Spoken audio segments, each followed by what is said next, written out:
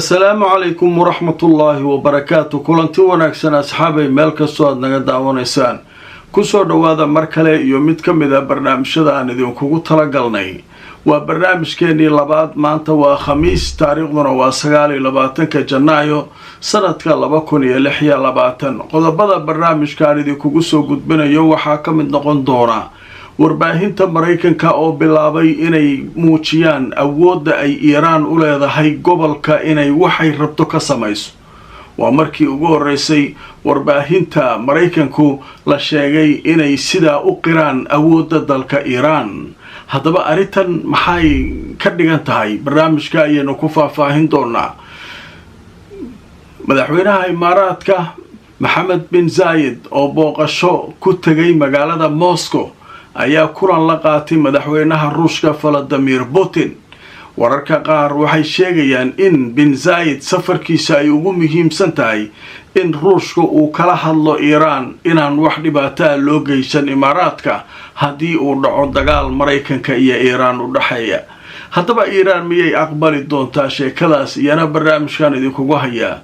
Turkiga oo ku hawlan sidii uu u qaban lahaa kulan muhiim ah oo dhexmara Mareykanka iyo Iiraan waxaa la sheegay in Fidan uu maanta la kulmay safiirka Mareykanka u fadhiya magaalada Ankara iyadoo Britana uu la ballansan yahay inuu Ankara tagi doono wasiirka arrimaha dibadda ee Iiraan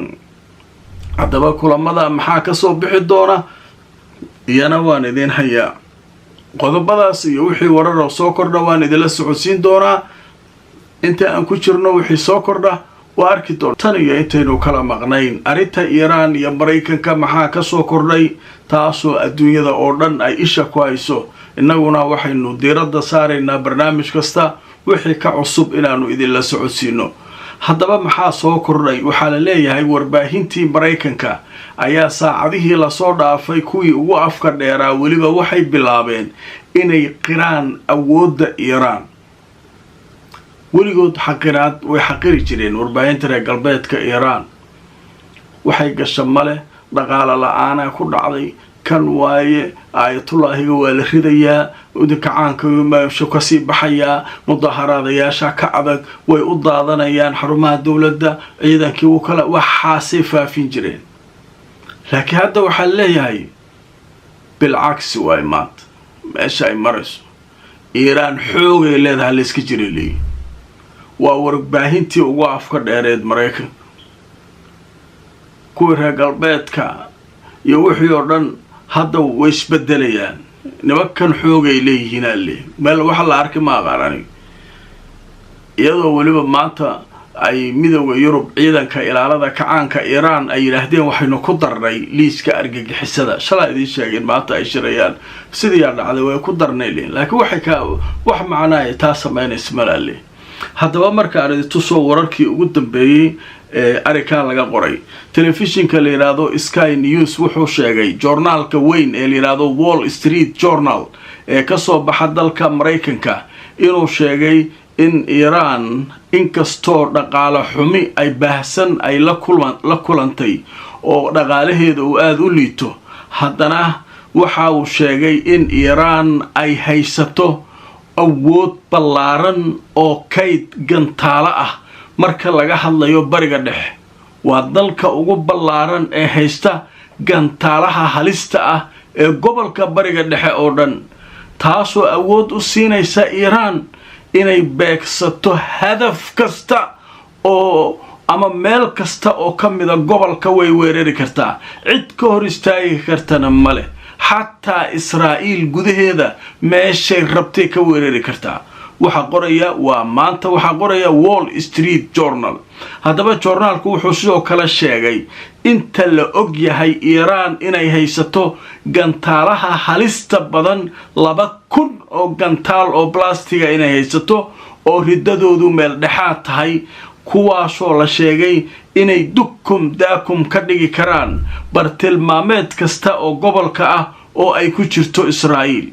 dhanka kale Iiraan waxay haysataa oo aan xisaab lahayn gantaalaha ridada gaaban oo iyagu markaa saldhigyada Mareykanka ee gobolka ay ku beegsan karto oo ay nagta kaga saari karto yaa qoraya waa warbaahintii reer galbeedka. Wall Street Journal waa joornaalada ugu waaweyn Mareykanka oo weliba arrimaha siyaasadda caalamka waxyaabo badan ka qora. inkastoo dhaqaalaheedu uu tacbaan yahay, cunaqabatayna badan la saaray, haddana wuxuu yidhi waa waddanka keliya ee gantaalaha ugu awooda badan, ugu kaydka badan haysta gobolka bariga dhexe. qiyaastii 2,000 oo gantaal oo kuwa halista badan oo haystaana leeyahay. oo weliba wuxuu yidhi joornaalku fiirsada, joornaalku weliba wuxuu leeyahay xogta la helay waxay sheegaysaa cid hor istaagi karta ma jirto. meel kasta oo ay rabto nagtay ka dhigaysaa. xataa Israa'iil dukumtaa kuma dhigay waxaan meelaha la dhigdhigayo hasheegi gantaalooda ma celi karaan. waa kuwa ridada dheer 2,000 waxa la sheegayo. kuwa ridada gaaban xisaabba ma loo yiri. kuwaas waxaa nagta looga saari karaa saldhigyada khaliijka iyo wadamada khaliijka. waa Israa'iil maadaama ay ka fog tahay alaabtaas dheer 2,000 ka badan ah alla ataala meesha haysataa. marka waxaa leeyahay isbeddelkan muxuu yahay degdeg ah ee ku yimid miidiyihii reer galbeedka ay ku qirayaan awoodda Iiraan saa loogama hadli jirin. haddaba marka calaamad su'aal fara badan yaala sheekadu halkaas maray iyo Iiraan oo iyaduna leh cid aan u naxayna male soo gala dagaalka maxaa meelaha u joogtaan ay ku hayaan. marka sheekadaas marka halkaas maraysa xaalku halkaas ayuu joogaa. dhanka kale waxaa la leeyahay madaxweynaha Imaaraadka Mohammed bin Zayed ordo isku taabtay ninkii Putin awtay. Putin wuxuu ku yiri dhageyso xaaladda gobolka ma sahlana, nimanka Iiraaniyiinta ah nagtayna naga saarayaan, way noocil qabaan, waxay moodaan waxaan oo dhan ina anagu soo falkinay. waana sida dad badan ay aaminsan falanqayaal waxay leeyihiin Imaaraadka isaga waxaan falkiyay oo Israa'iil anigana waxa rabtaan ku sameeyna adigana Iiraan burburi. Iiraan markii la burburiyo jasiiradihiisa inuu soo ceshado oo Iiraan ku kaabeeyo sida dawladaha Islaamka uu galay camal u galo rabaa. laakiin waxaas ma u shaqeyn karaan, ma jirto wax shaqeynaa ma. hadda marka waxa laga baqayaa inuu ninka jugta ka geliyo Iiraan inay jugta ka gelisay Imaaraadka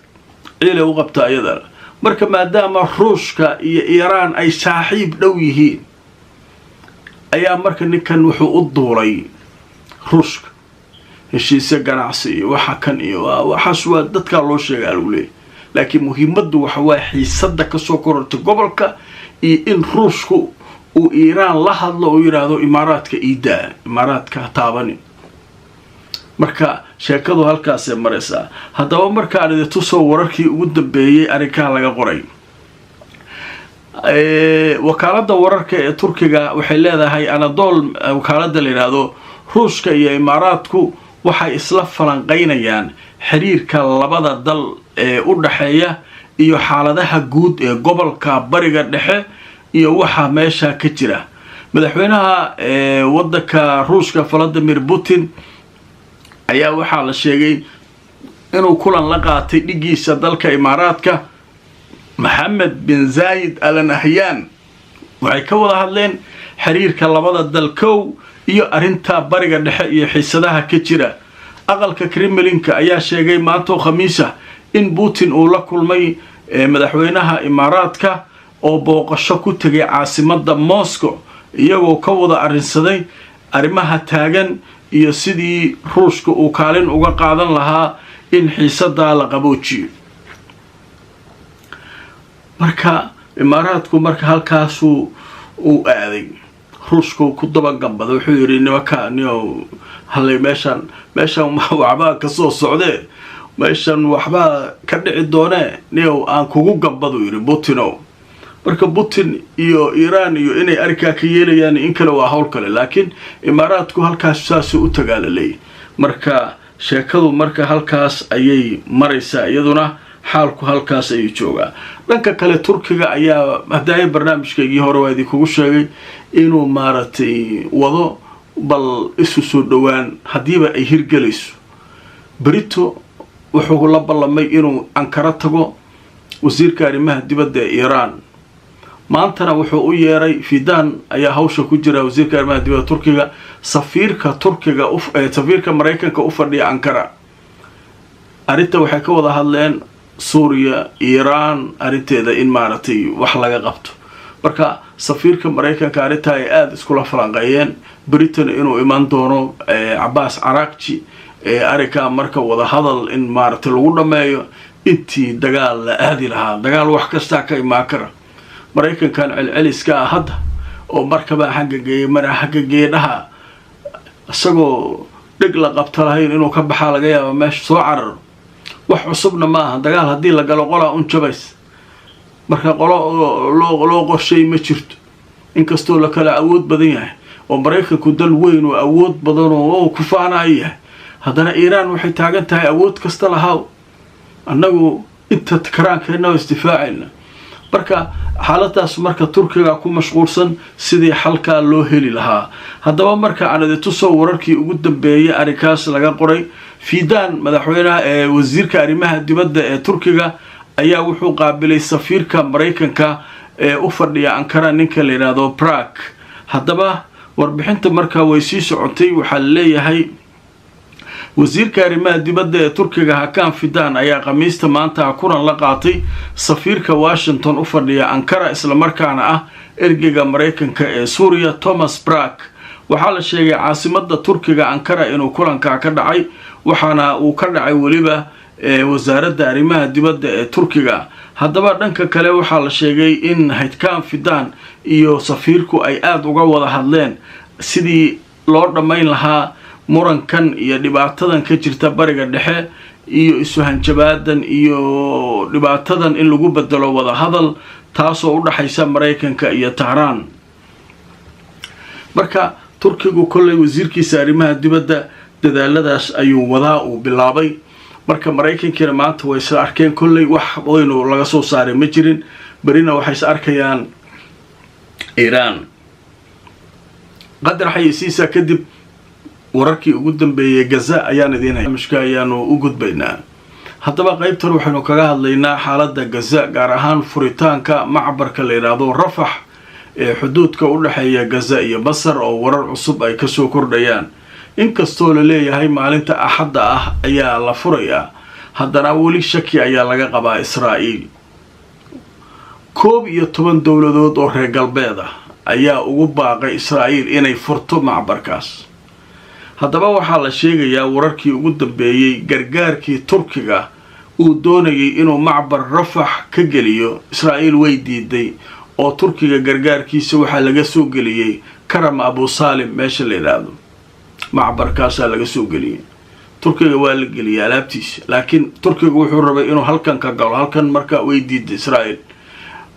marka halkaas kale laga wareejiyay meeshaasay gargaarka galeen marka hadda 11 dowladood oo reer galbeed ah ayaa Israa'iil ka codsatay leeyahay bal please dadkan ha loo furo gargaarka meesha fur la leeyahay haddaba aan idin tuso wakaaladda wararka Anadolu waxay leedahay 11 dowladood oo reer galbeed ah ayaa ka codsaday Israa'iil inay furto macbarka Gaza ee Rafah waxaana la sheegay in arinkaasu Israa'iil ay dhageysanayso haddaba 9 dowladood oo Yurub ah oo ay ku jiraan Canada iyo Japan ayaa waxaa la sheegay 11 dowladood in markaa xukuumadda Israa'iil ay ka dalbadeen inay furto dhammaan macaabirta ama goobaha la isaga gudbo xuduudaha oo ku jiro macbar Rafah si gargaarka bani'aadanimo halka loo geliyo dadka doonaya inay baxaana ay halka uga baxaan sidoo kalena waxay ugu baaqeen inay joojiso burburinta guryaha ku yaala daanta galbeed oo ay Falastiiniyiintu leeyihiin dowladaha Belgium iyo Denmark iyo Faransa iyo Iceland iyo Ireland iyo Norway iyo Portugal iyo Spain iyo Ingiriiska iyo Japan iyo Canada ayaa waxay sheegeen ugu baaqeen Israa'iil inay talaabada qaado way ma ogolaanaysaa mise ma naqaano marka de aaminaad ma jirtaa leh marka waa arki doonaa wararkaas ayaa ugu waaweynaa wixii soo kordha asxaabay ku xirnaada barnaamijyadayda xaqiiqda ku salaysan innagoo mar walba idinla wadaagi doonaa macluumaadka iyo wararka aynu soo gudbino halka ay ka yimaadeen. haddaba barnaamijka like gareeya oo share gareeya. haddaad nagu cusub tahayna subscribe ha ka iloobin youtube-ka, facebookana follow gareey si aad noogu soo biirto mar walbana barnaamijyadeena aad u hesho. inta aan mar kale kulmayno nabadgelyo.